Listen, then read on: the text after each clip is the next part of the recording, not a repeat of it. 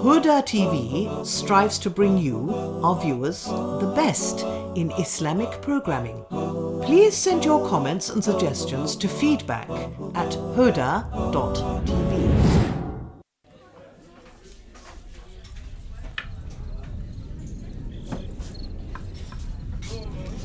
To God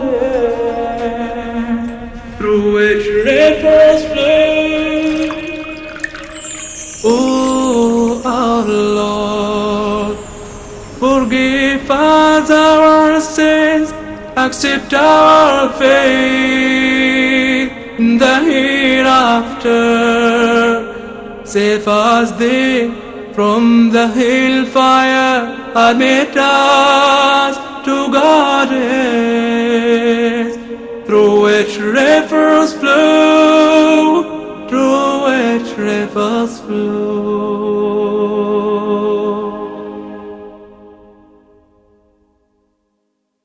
This program is sponsored by the SPI Charity Foundation.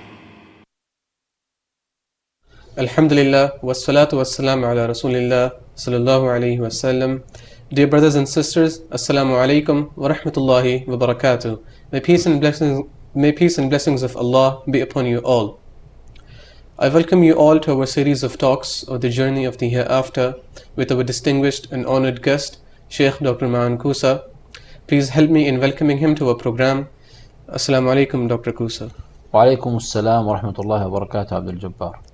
Sheikh, in our previous episode, you told us about As-Sirat and how the different kinds of believers will be made to pass through it, and how the kuffar and the hypocrites will be made to fall in the fire. So now let's talk about the sinful believers who fell into the fire. What will their situation be? Alhamdulillahi Rabbil Alameen, wassalatu wassalamu ala khayril anbiya'i wal mursaleen, nabiyyina Muhammadin wa ala alihi wa sahbihi ajma'een. All praises be to Allah subhanahu wa ta'ala. May peace and blessings be upon our Prophet Muhammad sallallahu alayhi wasallam. Of course, as for the non-believers, the Jews who were worshipping Uzair, claiming he is son of Allah, the Christians claiming Jesus is the son of Allah, hypocrites who fall in the fire, all of these people will be there forever. As for the believers of this nation and previous nations, those who follow their prophets, but they were sinful and they accumulated many sins, so that their bad deeds are heavier than their good deeds, and they were subject to fire and they fall from As-Sirat. As for these people, they will stay in fire for some time. Allah knows how long is that. Then Allah subhanahu wa ta'ala will allow intercession. The believers will come to their Lord and say, "Oh Allah, there are in the fire our brothers, those who used to pray with us and fast with us and perform pilgrimage." So Allah subhanahu wa ta'ala will say to them, "Okay, go and get out from fire all those whom you recognize." They will go and bring out many people. Then they will say to their Lord, "Oh Allah, we brought all those whom we know." Then Allah will say to them, "Okay, go again and bring out all those who have in their hearts the weight of 1 dinar of good." They will go and bring out a lot of people and come back to their Lord and say, "Oh Allah, we did so, and we brought out all those whom you allowed." Then Allah will say to them, "Okay, go again and bring out now those who have half a weight of a dinar in their hearts of good." They will go and bring out many people and come back to their Lord and say, "Oh Allah, we brought them out, those whom you have allowed." Allah will say, "Go one more time and now bring out those who have in their hearts the weight of an atom of good." And they will go and bring out many people and then come to their Lord and say, "Oh Allah, there is nothing who have anything, no one left who has anything good in his heart." Then Allah subhanahu wa ta'ala will say, now the believers have interceded, the prophets have interceded, the angels have interceded, only remains Allah the merciful. Then Allah subhanahu wa ta'ala will bring out from the fire people who did not do any good. Yes, they have believed, they were believers, but they did not do any good. These people would already have been completely burned in the fire. So Allah subhanahu wa ta'ala will bring them out and cast them into a river, the river of life, and they will be brought up again alive. And these will be the people who will be sent to paradise with a label that everybody would recognize them with. They will have on their heads written, these are the ones who are utaqa'ur Rahman, whom Allah has freed from the fire. So this is how all the believers will get out from fire eventually and go to paradise. Now, Sheikh, coming to talk about the fire, could you please give us a general description of how and what the fire of Jahannam is? We have been through these episodes through all the descriptions of the grave, heralds of the day of gathering, reckoning, and as-sirat, and so on. But all of that is nothing compared to the hellfire. The hellfire is the true pain, the utterly disgraced place. We read in Quran that the believers would say, رَبَّنَا إِنَّكَ مَن تُدْخِلِ النَّارَ فَقَدْ أَخْزَيْتَهُ. O Allah, those whom you get or send into paradise, you definitely have disgraced them. Sheikh, relating to this hell and fire, we come across different terms such as nar, Jahannam, or Jahim. Are they different things? Yeah, there are different names of Jahannam. You recall that when we talked about the Day of Judgment, there were more than 50 names for the Day of Judgment, Day of Reckoning, and so on. So Jahannam also has many names, like An-Nar, Jahannam, Saqar. Lava means the flaming the flaming fire. It's also called Al-Hutama. Al-Hutama is the debris or the broken pieces, and it's called so because the fire crushes anything that is thrown into it. One of the other names of Jahannam also is Al-Hawiyah. Al-Hawiyah is, the deep gulf. It's something so deep because the fire is like a valley, and that's very deep. And it's called Al-Hawiyah because things usually, people are thrown into the fire and they fall to it. So these are just some of the names we read in Quran about Jahannam. So Sheikh, now coming to talk about the fire of Jahannam, could you give us a general description of what and how the fire of Jahannam is? We have so far been through the whole journey starting from the grave, and we have seen the horrors of the grave, of the day of gathering, reckoning, and particularly as-sirat. Now all of that is nothing compared to the hellfire. The hellfire is a truly disgraceful place. The believers, we read in the Quran, the believers say, رَبَّنَا إِنَّكَ مَن تُدْخِلِ النَّارَ فَقَدْ أَخْزَيْتَهُ. O our Lord, those whom you cause to go to fire, you have definitely disgraced them. So fire is nothing to compare. It's compared to nothing. And also, Sheikh, we come across different terms regarding this fire and hell. For example, Nar, Jahannam, Jahim. Are these different things? No, they are all names of Jahannam. We recall when we talked about the Day of Judgment, we mentioned many names of the Day of Judgment, describing what happens on that day. Also, these are many names of Jahannam, describing some of its characteristics and attributes. So, for example, it's called lava. Lava means the blazing fire. And Saqar, similar meaning. It's also called Al-Hutama. Al-Hutama is broken pieces or debris. And it's called so because the fire crushes anything that is thrown into it. One of the names of Jahannam is also Al-Hawiyah. And Al-Hawiyah it's a deep gulf.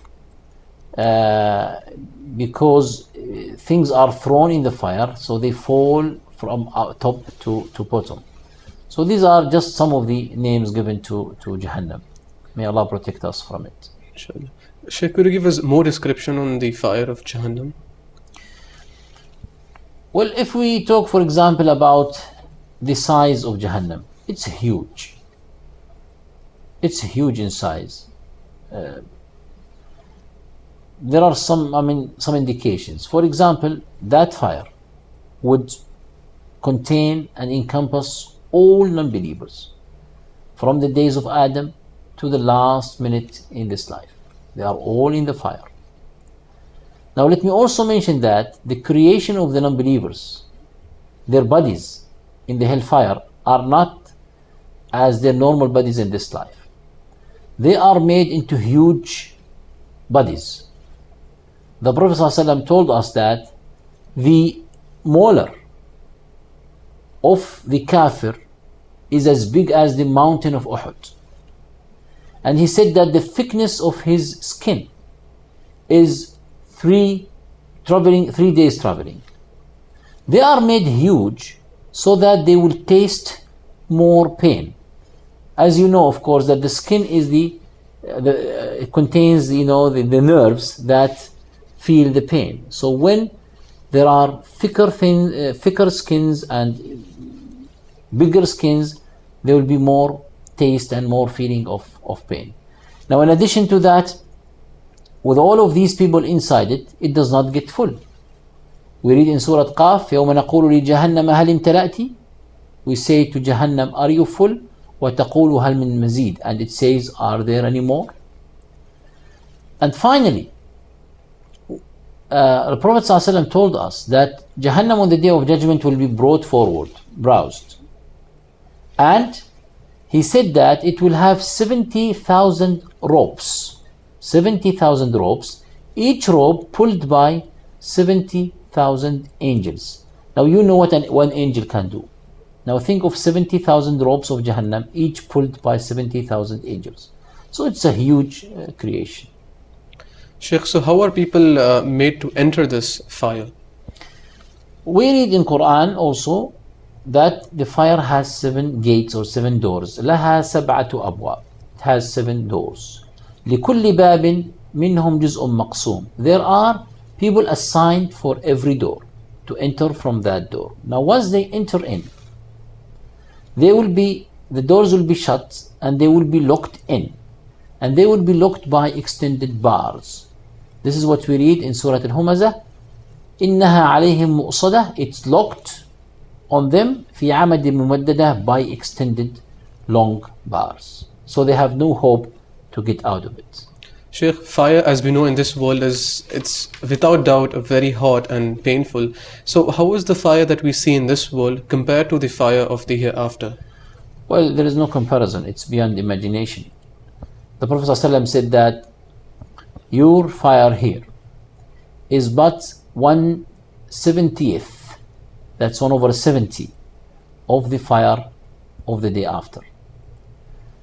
The fire in the day after, Allah subhanahu wa ta'ala described as being نَزَّاعَةً لِلشَّوَى. It peels off the skin of the head because of its heat.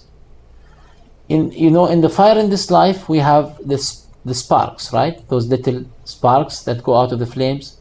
We read in Surah Al-Mursalat that the sparks of the hellfire are as huge as palaces. إِنَّهَا تَرْمِي بِشَرَرٍ كَالْقَصْرِ. Huge as palaces. And our fire, of course, dies with, it dies eventually. The fire in the hell in the day after never dies, never quiets. Allah subhanahu wa ta'ala said, كُلَّمَا خَبَتْ, whenever it goes to quieter, زِدْنَاهُمْ سَعِيرًا, it's flamed up again. Now one thing more I want to mention here, which many Muslims may not know, that in addition to that heat and fire in Jahannam, there is unaffordable cold, zamharir. So in Jahannam, in addition to the heat, there is the cold. And that's again, so the people in Jahannam are punished and and face torments of heat as well as cold. So Sheikh, who are the keepers and the in charge of the hell? These are called khazanatu Jahannam, as we read in Quran, the keepers of Jahannam. These are the people who, they are the keepers, the guards of the fire. Their chair is called Malik. That is one of the keepers of Jahannam. The one in charge is called Malik, as we read in Quran. Ya Malik liyaqdi alayna rabbuk. So his name is Malik. This is the angel who is in charge of the keepers. And we know that they are 19. عليها 19. There are 19 keepers of angels. And in fact, because of this number, the non-believers made some fun. They said only 19? If there are only 19, we can sort it out. Abu Jahl, for example, said that if there are only 19, I can take care of 17, and all of you can take only of 2. So they were making fun of this number. They did not realize that there are 19 angels, and one angel, can do things we cannot imagine. Jazakallah Sheikh, that's all we had for this episode. Thank you for clarifying our points and sharing with us this all important information about hell. وإياك عبد الجبار. جزاكم الله خيرا. May Allah protect us all from hellfire. Ameen, inshallah. So dear brothers and sisters, there was Sheikh Dr. Maan Kousa with us, sharing with us the important information about hell and describing the characteristics of what and how the fire of the hell will be. Please join us in our next episode, where we'll be talking about the torments and the punishments of the fire. وآخر دعوانا أن الحمد لله رب العالمين والسلام عليكم ورحمة الله وبركاته. This program is sponsored by the SPI Charity Foundation.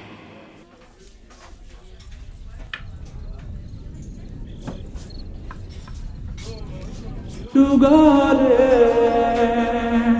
through which rivers flow.